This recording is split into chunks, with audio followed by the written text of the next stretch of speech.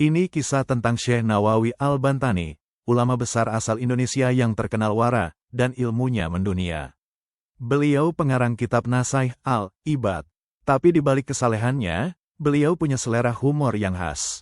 Suatu hari, Syekh Nawawi sedang mengajar di Masjidil Haram, Makkah. Selepas pengajian, seorang murid yang berasal dari tanah air datang menghadap dengan wajah cemas. "Ya Syekh, saya punya masalah berat," ujar murid itu. "Saya ini seorang pedagang kecil di Tanah Suci. Dalam tidurku tadi malam, saya bermimpi melihat malaikat Israel mencabut nyawa seorang laki-laki. Lalu dia menghampiriku dan berkata, 'Kamu akan menyusul 7 hari lagi.' Sekarang saya sangat takut, ya Syekh. Apakah ini pertanda saya akan mati dalam 7 hari? Syekh Nawawi tersenyum. Beliau lalu berdiri, berjalan ke lemari kayu tuanya, dan mengambil sebuah buku kecil. "Nak, ini kitab tafsir mimpi karangan guruku," kata Syekh sambil membuka-buka halaman. "Menurut kitab ini, mimpi bertemu malaikat Israel itu artinya, kamu akan hidup sampai 70 tahun lagi." Wajah murid itu langsung cerah.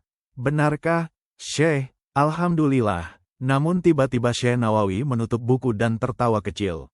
"Eits, tapi nak, kitab itu punya kesalahan cetak," katanya. "Tadi setelah kuperiksa, yang benar adalah, mimpi itu artinya kamu harus segera melunasi utangmu pada Umar bin Said. Karena Israel tidak akan datang sebelum urusan duniamu beres." Ternyata, murid itu memang memiliki utang besar pada Umar bin Said, pedagang kaya di Makkah. Selama ini ia menghindari membayar. Mendengar ucapan Syekh, dia tersadar. Tapi bagaimana dengan maut dalam 7 hari, Syekh?" tanyanya lagi. Syekh Nawawi lalu menepuk pundaknya dengan ramah. "Wahai anakku, kematian itu rahasia Allah. Tidak ada mimpi, apalagi kitab, yang bisa memastikan waktunya. Yang bisa kita pastikan hanyalah utang harus dibayar, salat harus dikerjakan, dan hari ini harus diisi dengan kebaikan. Soal 7 hari, ya mungkin saja. Tapi coba bayangkan, jika kamu mati dalam keadaan masih berutang. Itu yang lebih menakutkan." Murid itu tertawa geli sekaligus malu. Ia segera bersalaman, berlari membayar utangnya, dan kembali rajin mengaji.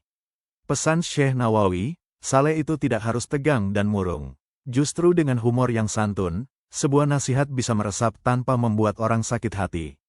Karena Rasulullah pun, sebelum menjadi nabi yang agung, dikenal sebagai orang yang paling lucu dan menyenangkan di antara kaumnya.